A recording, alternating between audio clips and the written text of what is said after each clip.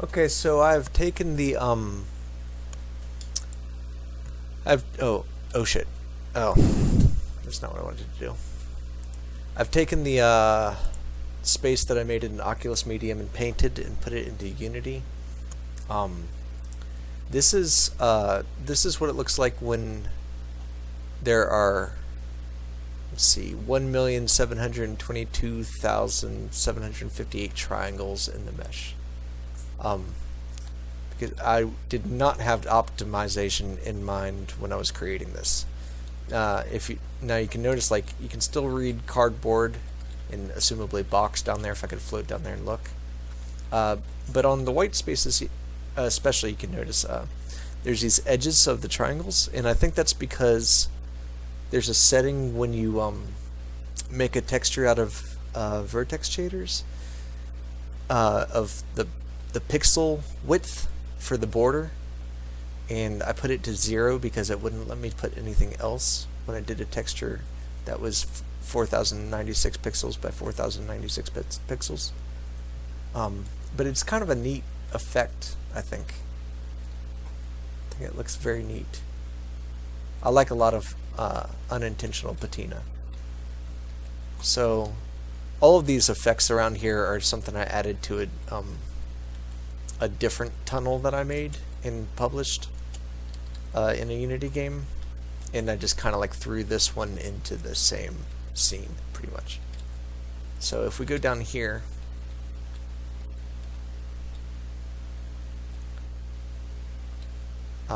we're about to go into the room where I spent most of the time painting. It might be too bright. No, it's fine. So you can see that everything I painted is still here. You can see it says race car, but it's at a lower resolution, which is apparent based off of the border of the letters themselves, how it kind of fades into a purple, and it does have those artifacts on it. And the snake is still identifiable. Now, let me show you. Well, first let's look at this from a different perspective, because I think this actually turned out a lot prettier than I was expecting. And then, I like that it's this giant sphinx, you know. Okay, but if I reduce the how much geometry there is to the entire thing rather than being selective about it, which I haven't really figured out how to do yet, though I'm sure it's possible.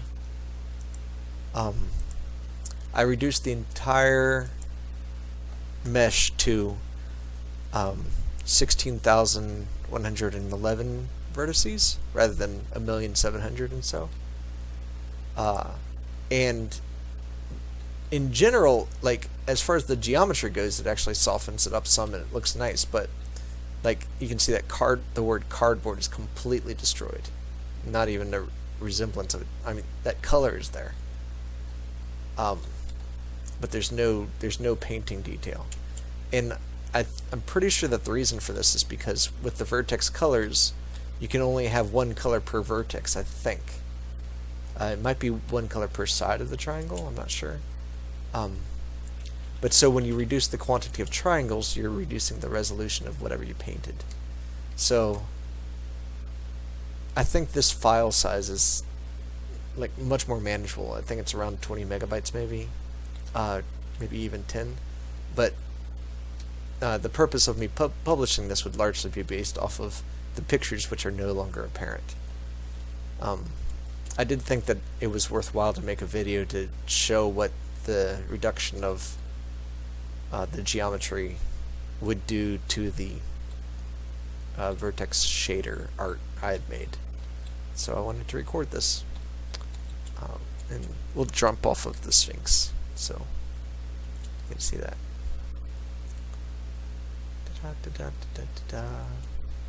But I suppose that some of y'all might not ever play the game that I did publish, that I'm using the assets from. I love what it did to that face. That's really cool. So I guess I can show you what that game looks like. Oh, but it'll probably make it so that YouTube... Here, let me turn off the volume.